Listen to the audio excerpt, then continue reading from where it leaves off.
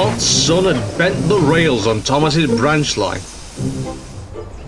While repairs were carried out, Daisy took passengers along Edward's line. She relished the change of scenery and the attention.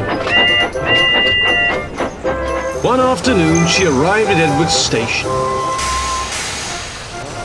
Henry stood at the platform, his coaches packed with passengers.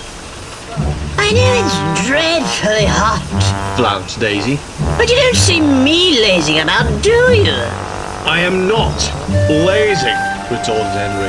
I'm waiting for Edward. I need his help getting up the hill. A stalwart engine like you floundering on a teensy hill? Fancy that. She chuckled. It's far from teensy, retorted Henry. My train is heavy. Trying it alone would just make me late. Such a pity. Replied Daisy. Perhaps you should leave your passengers to me. I never struggle on hills. With that, Daisy purred triumphantly away. You would if you actually pulled anything, muttered Henry. Daisy purred happily as she travelled down the branch line. People waved as she passed, and she rolled easily over any inclines in the track. Nothing to it. Silly old Henry. I do pity him.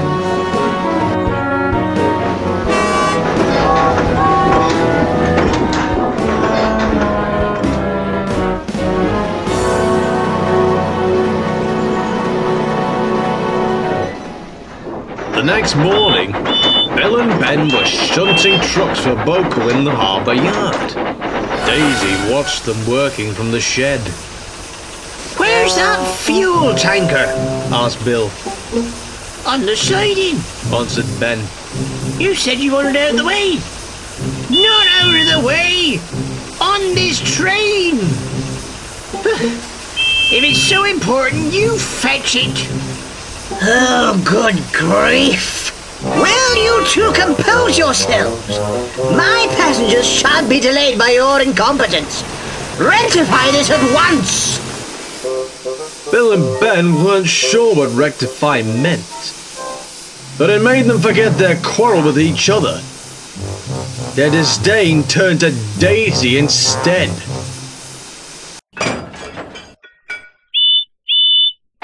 Oh, lazy diesel, mumbled Bill, who begrudgingly brought the tanker to the platform, bumping it all the way.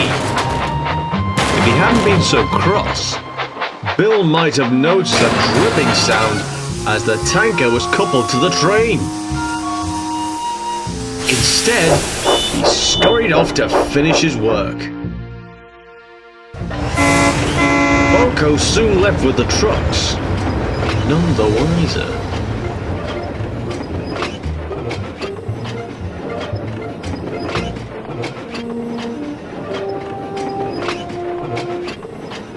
It wasn't long before Daisy purred to the platform.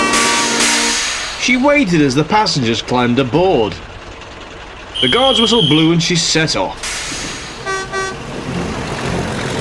But as she crossed over the point, it happened. Her wheels slipped and slid on the oily rails. Oh, she shuddered as her wheels spun and spun. Her driver inspected the rails.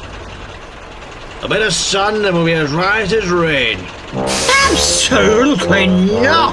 Fumed Daisy. You think my wheels would be any filthier than they are? My fitter always says never to run with filthy wheels. They're not my swerves, you see.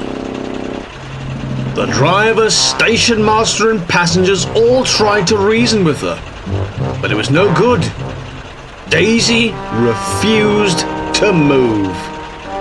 Just then, Edward came along with trucks of china clay. After discussing the trouble, The driver sanded the rails and Edward buffered up behind. Daisy was puzzled, but not for long. At Edward's station, Henry was waiting impatiently for Daisy's passengers.